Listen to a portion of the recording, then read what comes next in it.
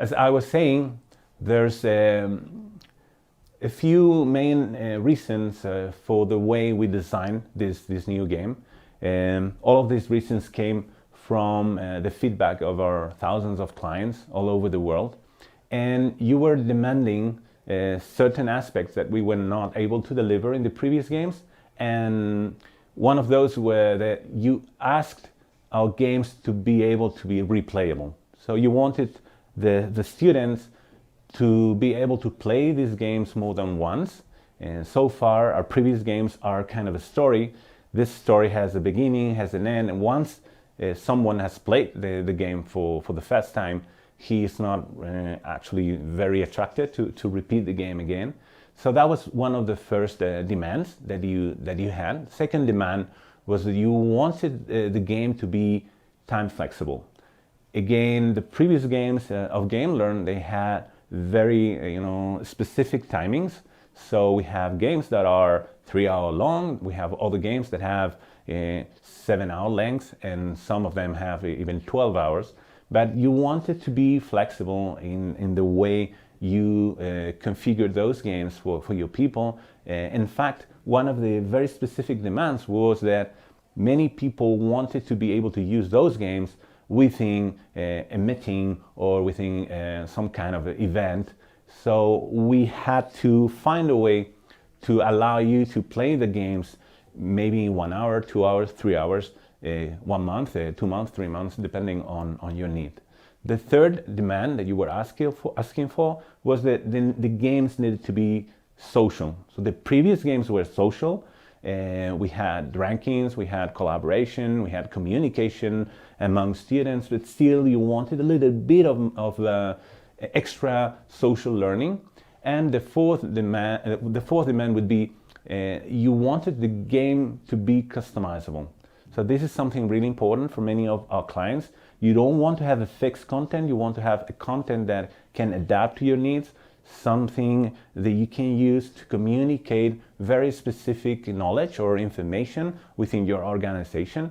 But the fifth and last, and I would say most important of the demands was that not only you wanted to have it customizable, but you wanted it to be automatic. You didn't want to work. You wanted the games to customize itself, which is very difficult, but still that's something we try and achieve with this new design.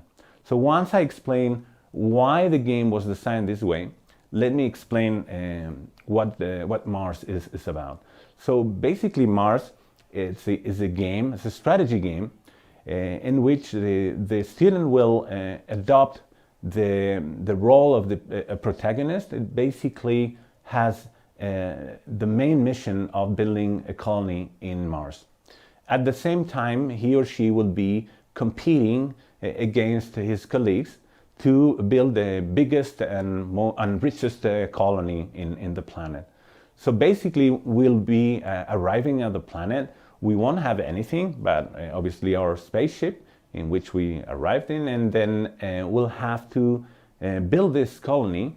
The first time the first thing we'll have to do in the game is we'll have to set the name for our colony, and also we'll be able to personalize the shield we'll be using to identify the colony. Once we do that, we'll work basically with the resources of the colony. So the main goal here is to build the biggest and richest colony while we compete with our colleagues, and to do so we'll have to manage resources. Those resources would be food and water and energy. We'll need also housing for our settlers and so on. And that's the kind of information that you can find in the top of the screen we are showing you right now. So once we are considering these resources, to be able to achieve those resources, we'll need to build buildings. Those buildings will provide those resources. So let's say, for example, we want to build something. We'll just have to click somewhere in the colony and choose the kind of building we want to be building. The different buildings will allow us to produce certain resources. In this case, for example, we can produce water. Also, the amount of water that we can produce depends a lot on the level of the building. And this is another kind of building, in this case, the Hawkit, where we can generate food for our settlers. Again, the higher the level of the building, the higher the resources we can achieve with its construction. Also, we'll have different kinds of buildings that are buildings that we use to generate energy for the settlement. We're talking about solar panels, windmills, even nuclear plants. And other kind of building, as I said before, is the housing. The housing will allow us to welcome new settlers. These settlers will be arriving to the planet every turn. This is a turn-based game, and every turn, depending on the infrastructure we already have set in our colony, we'll be able to welcome less or more settlers. So in this case, we have the first level of housing.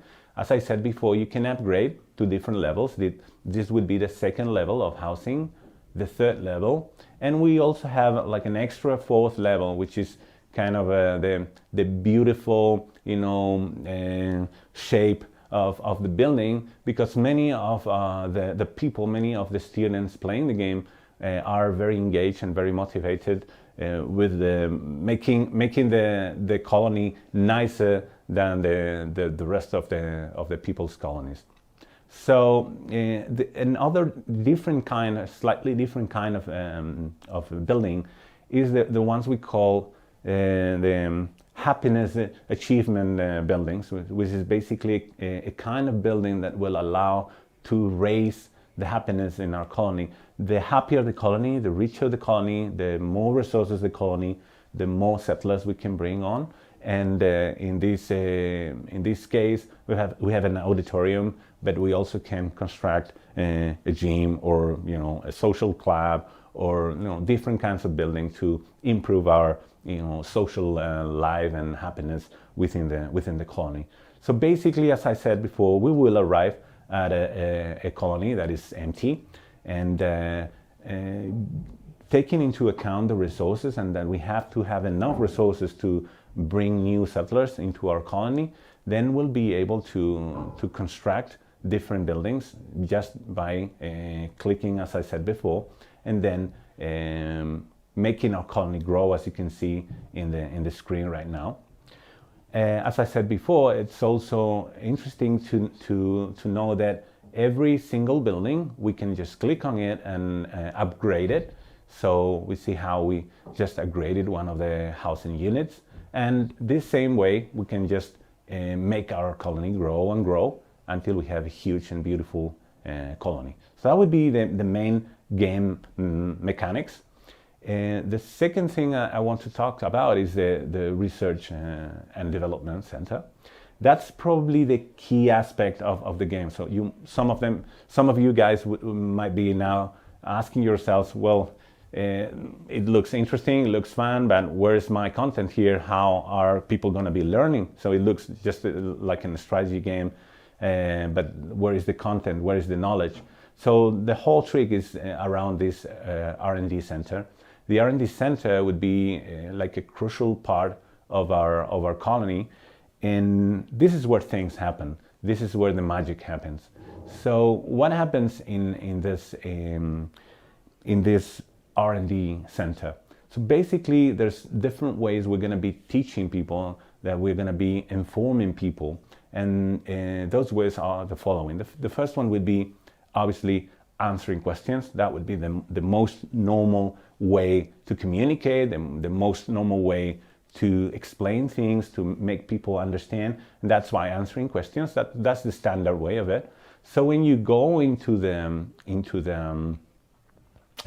R&D center, you will be using these questions to make money, because the key aspect here is that for playing and for winning in the game, you need money.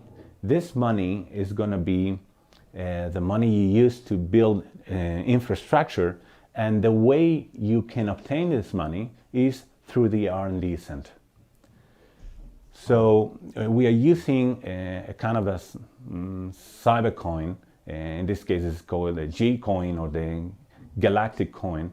And the galactic coins would be the money to use to build this infrastructure. How can you make this money? As you do with normal cyber coins, you have to solve problems to generate coins. And that's what you do in the R&D center. You go into the R&D center and you answer questions. These questions would be around a certain subject which you will be defining.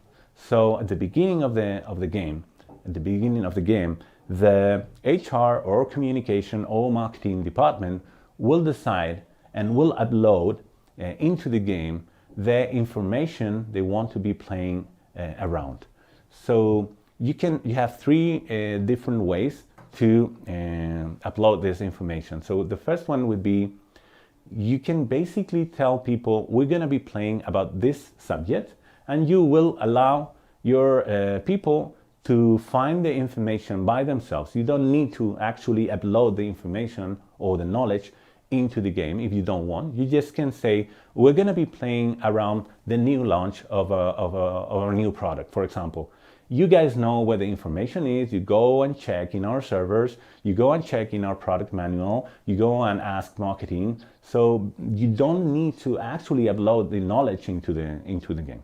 That's the first way you can do that. The second way would be, you can upload into the game basic instructions on how to find the information. So you don't actually upload the whole lot of information, but you do set instructions to reach that information, or even you can use links to link from the game to the place where the information is.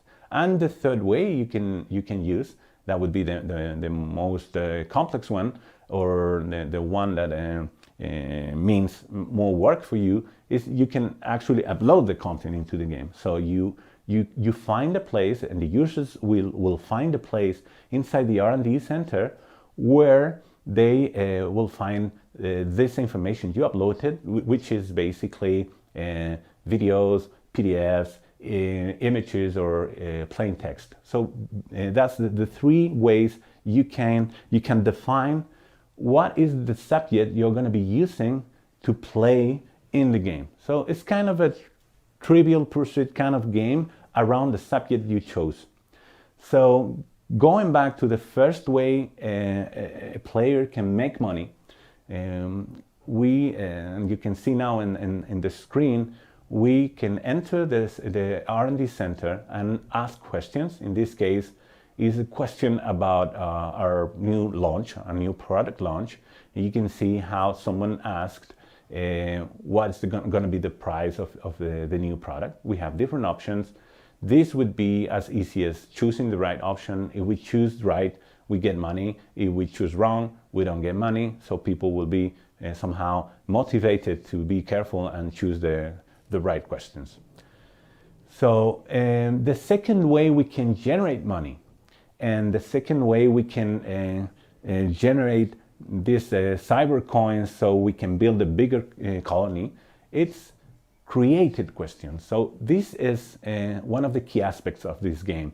You not only learn through answering questions, which is good. This is what almost every product out there is doing, but you can generate your own questions. And you maybe, or probably most of you guys have done a little bit of training yourselves. You know that you learn the most, not when you listen, but when you have to teach. And this is somehow a similar strategy. They will obviously learn a lot if they answer questions, but they are going to be learning the most if they have to think about new questions they can add to the game. And this is how the game Mars, it's becoming social itself. So it's pure social learning in the sense that the questions that are going to be played in the game are questions generated by the users, the players. So in this case, let's imagine that the question we saw before, we are going to be generating it. So as I said, it's as simple as filling out a form. So we'll basically fill out the question. We'll add different options that you can choose as answers. And the only extra thing you need to do is define which is the correct answer. As simple as this, but the difficult thing here is not generating the question, but looking inside the information, trying to learn around the information so you can configure a question that can be challenging for the rest of the people, because the questions that you generate, that you create, are going to be asked to the rest of the players. They are going to never be asked to yourself, obviously. So first way that you can generate coins is answering questions. Second way, it would be creating your own questions. And third way, and I would say the most interesting one of them, is debating around questions. So many of you are now asking yourselves, okay, how can we control the kind of questions that are created in the game? And this can be something crazy because there's no control on this. But there is a system for this, and that's the option to challenge questions. So in this case, if you are playing and, for example, someone asks you this question that we just created, and you think the question is wrong, or maybe you think the question is inappropriate, or you think it's inadequate, you can challenge the question. And the students are going to be somehow motivated to find questions to challenge, because if you challenge a question and the question is effectively wrong, you're going to be making a lot of money. By the way, the person who created a wrong question is going to lose money. So in this case, let's imagine we think this answer is not correct. It could be that the question has nothing to do with the subject that we chose to play about, or it could be that the question is wrongly spelled, or is something that is using inadequate language. But in this case, let's assume that we don't like the answer because we think the pricing is not the correct pricing. So we'll basically push into the challenge button, and this will allow us to define why we are challenging the question, why we think this question is incorrect, and we'll have to add an explanation of that. In this case, we're going to be basically, as you see in the screen, assuming that there's a mistake in the way we chose the pricing. The great thing about this is when you challenge a question, this question will go to the debate area inside the R&D center. This means that the people that is entering the R&D area, they can make extra money if they go and debate around the conflictive questions. So now we can go into a question, take a look at all the questions that have been challenged, take a look at why and they've been challenged, and participate in this kind of debate. So we can see here in the screen how the different colonies have been participating around this issue, trying to decide if this question is correct or incorrect. This obviously will generate a lot of conversation around specific issues that are not clear, maybe something you didn't communicate effectively, maybe something that is not well explained in your manuals or in your communication strategy. This will give you a lot of very insightful information on which points in your information strategy are maybe missing extra effort or extra explanation. Okay, so after all the debating, at a certain point, our algorithms will decide if, depending on the people who participated in this debate and also depending on how many voted right or wrong, will decide if the question is correct or incorrect. The great thing here is that if we can find a question that is not clear, a question where the debate has been very equal and we don't have a huge majority stating that the question is correct or incorrect, then will launch that question, will send this question that is now somehow not solved yet to what we call the dread judge, basically the specialist in your company that is able to explain or to clarify any kind of doubt. So let's say in this case we are playing around the new launch of our new product, then we can configure when we are about to start playing, we can configure the person all these questions are going to be asked to in the case the debates are not clear. And this person would be the one deciding or saying the last vote and explaining everybody what the correct answer is. So in this case, all the people who voted wrong, if the question was wrong, they will get extra coins. And all the people who voted right when the question was wrong, they will be penalized and they will lose some coins.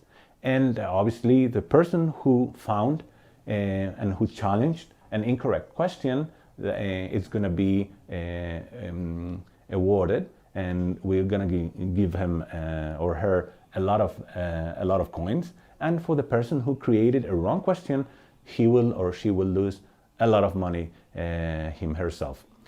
So this is the way the community is going to be controlling the information. The community is going to be self-controlling the contents that they are generating around the game. Again, with Mars, one of the key components of the game and the engagement is the competition. All of our games have used competition in the past, and it's very successful, and we'll keep using it. In this case, you will be competing with the rest of your colleagues, trying to build this the biggest and richest colony. So you can, at any point in the game, you can go and check the ranking. You can see where you are in the ranking, and you can also interact with your colleagues. In fact, you can see at the right side of the screen the feed. That would be working kind of like a Facebook wall or a Twitter feed, and basically telling us things that are happening in the game, especially related to the player. But also you can find information, specific information the HR department or the marketing department wants to share with the players. So that's all being backlogged in this feed. Not only can we check our position in the ranking, but we can also visit other people's colony, so we can compare with them and check how big they are growing and if their colony is nicer than us. And that's basically some kind of engagement element for many of our students. But the coolest thing is that you can also challenge a colony. So that would be the fourth way you can make coins, and also you can somehow fight other colonies, and that would be challenging them to check who knows best about the content and the subject we are playing around. So let me show you how the challenge works. It's basically I will challenge a colony, they will receive a message, and basically we will go through this set of questions. When they are done, we'll see the screen with the results, and at the end of the turn we will be comparing your results with the other colonies' results to see who won or who lost. So basically we will be able to challenge a certain number, limited by the way, number of colonies in a turn, and receiving also a limited number of challenges within a turn. This is again one of the best ways to generate a social experience around the game, making people compete, making people have fun around the content itself. And the way the game works is through turns. I think this is an important thing to understand. So basically what we are doing here is we are defining a period of time in which the players can go into the game and making their decisions. So a turn is the period of time in which I can go into the game, answer some questions, create some questions, debate some questions and make some money out of that. Then I can decide how I want to expand or invest my money in my colony, and once I'm done, and that will take me 10 minutes, maybe 15 minutes, then I will have to leave the game because there's nothing else I can do, and I'll have to wait until the next turn is on. So even though I can go into the game and check as many times as I want to check the ranking, to see how my colleagues are doing, but the reality is that within a turn, the people will be only dedicating 10 to 15 minutes. And you can choose how long those periods are. So you can decide, let's run a game of 20 turns. Every turn is going to take 1 day. So let's say on Monday we launch the first turn. Someone can go in the morning and play. Someone could go in the afternoon or at night and play. None of them are going to be actually dedicating more than 10 or 15 minutes to the game. But they'll have to wait until Tuesday at 12 in the morning, at night, to start playing again. So you can distribute the time they dedicate to the game and to the information you are trying to deliver in a very planified way. You can use 2 weeks, you can use 3 weeks, you could use 2 months, 3 months, 2 hours. So that's completely up to you. So the way we are trying to work here is in a sense that we control how long they are going to be thinking about the subject, but also not taking too long for the people to play the game, because we don't want them to waste any time. So as I said at the beginning, one of the most important factors that we wanted to accomplish here was the fact that you could personalize the game 100%, and you can do so. So you could decide on the topic, so the subject the people is going to be playing around. You can decide also who plays, and so you can decide to launch this with a group of 20 people, 200, 2,000 or 20,000 people. You could also decide if they can play in teams. This is a very interesting element, and in this case what we are doing here is that to use the group pressure to force the laziest people to play, because the team is going to be kind of a federation. So the team is going to be a group of 4 to 6 different colonies working as a federation, and your results will be affecting your teammates. This means that if you are a little bit lazy or you don't want to be playing or whatever, the group is going to be forcing you to do so because their results depend on you. So we have the topic, who plays, if they have to play in teams or not, which you choose, and also you can decide on the timing. So you can decide if the turns are going to last hours, minutes, days, or weeks, and that's something we wanted to offer you through Mars, to make sure that you can use Mars in any kind of event or meeting that you are having. So let's say this game around the new product launch, you could be playing it when you gather all your sales team in New York for your launch or your new product launch or whatever, and you can use a couple of hours of this meeting to play Mars and to see and to show who knows best about the product, and to make them in a fun and engaging way learn and read and inform themselves around this new product launch.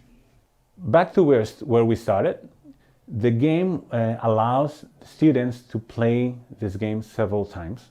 This is a key factor in the design of Mars. So there's no beginning, there's no end.